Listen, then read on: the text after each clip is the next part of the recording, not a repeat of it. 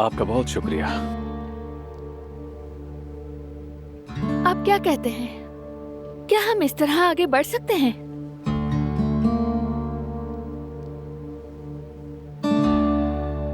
हमें आयतन कारेबे के कत्ल की फाइल दोबारा खोलने के लिए कुदरत साहब का बयान लेना जरूरी है। इससे सिर्फ वक्त जाया होगा और कुछ नहीं। इतने मायूस मत हो बारान। कुदरत साहब बरसों बयान नहीं दे सके थे। अब अगर ये बयान दे दे तो मामला हसन कारेबे के खिलाफ हो जाएगा।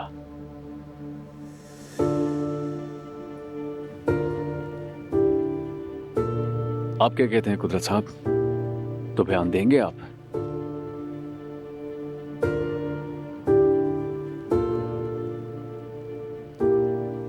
हाँ बिल्कुल, मैं सब कुछ बताऊंगा।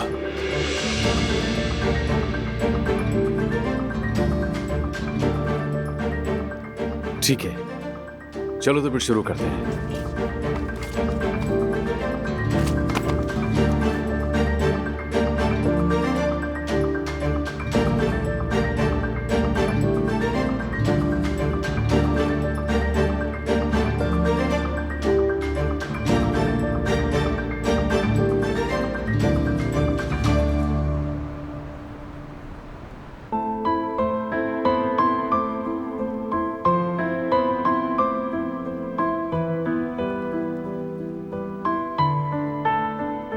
अरे ये लड़का फिर से कहाँ रह गया है? आ जाएगा मामूजान, आ जाएगा। किसी काम में फंस गया होगा। आप रिलैक्स हो जाए बाबा जान, आराम से बैठ जाइए। केनान, खुदा के लिए बच्चे से कोई उल्टी सीधी बात मत कहना। नहीं कहूँगा, बेफिक्र रहो। तुमने क्या मुझे बेवकूफ समझा है? मैं जानता हूँ रिश्तों को कैसे निभाते हैं।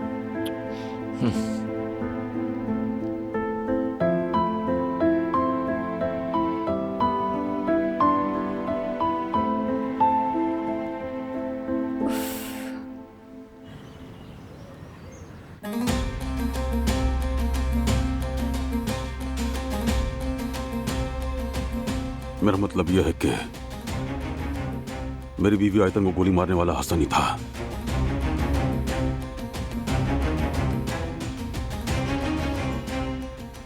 और उस मुसल्लह हमले में आप भी जख्मी हुए थे। आपको कैसे यकीन है कि वो हसन ही था? क्या आपने हथियार के साथ देखा था? नहीं देखा मैंने,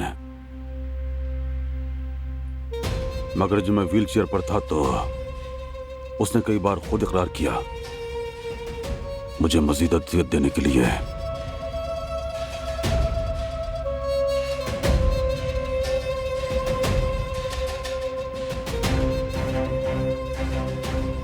ठीक है, समझ गया। अब हमें हसन काराबे से तफ्तीश करनी होगी। क्या आपको मालूम है वो इस वक्त कहाँ है? नहीं, वो डर के मारे छुपा हुआ है।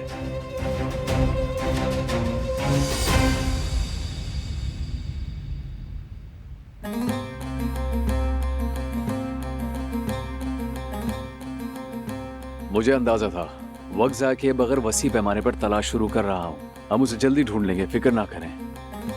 बारान, कोई गैर कानूनी कदम मत उठाना, ताउन से काम लेना।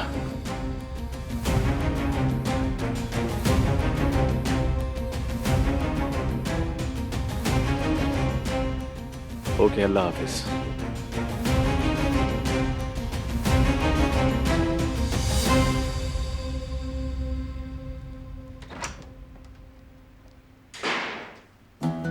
होना यही था। अच्छा हुआ, हसन काराबे को ढूंढकर पूछताछ करेंगे। उससे कुछ नहीं होगा। हसन ने सब कुछ कागजी तौर पर सेट कर रखा है, कोई सबूत नहीं है। उसको इंटेरोगेट करने से कुछ हासिल नहीं होगा। इसके लिए हमें ही कुछ करना पड़ेगा।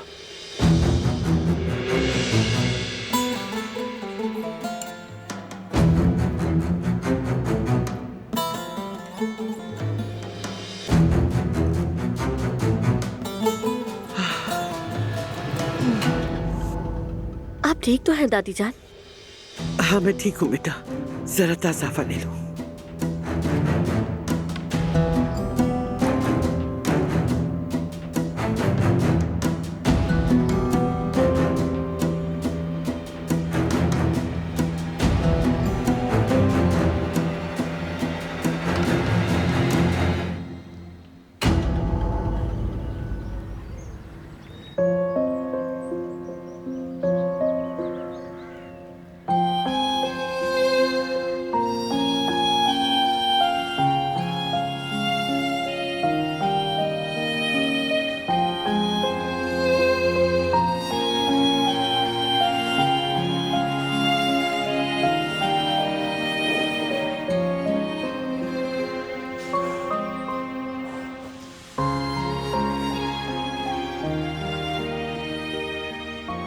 क्या आपने सुना है अहमद साहब? सुना है आजाद साहिबा, सुना है। एक तरफ हसन और दूसरी तरफ कुदरत और मेरे पोते, सब मेरे जिगर के टुकड़े हैं, सब मेरी औलादें हैं। मैं इस भंवर से कैसे निकलूं? मैं क्या करूं अहमद साहब?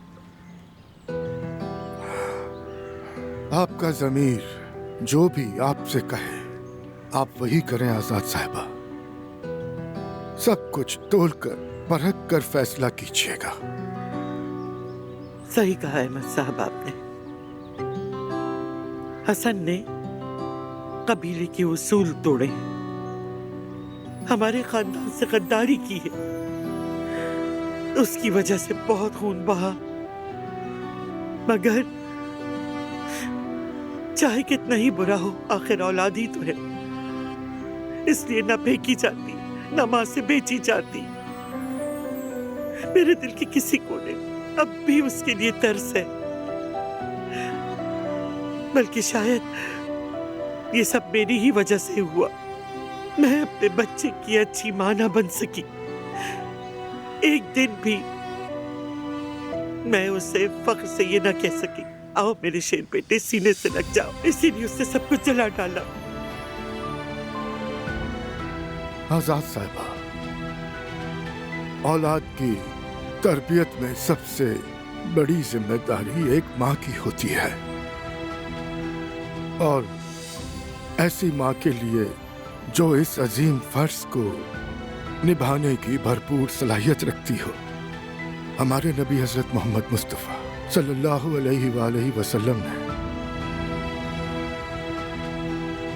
फरमाया है कि जन्नत माओं के कदमों तले है। आपने सुना होगा, लेकिन एक माँ चाहे जितना भी कर ले, कितनी ही कोशिश क्यों ना कर ले, आखिरकार हर औलाद अपने लिए रास्ता खुद ही चुनती है। आप ठीक कहते हैं अहमद साहब।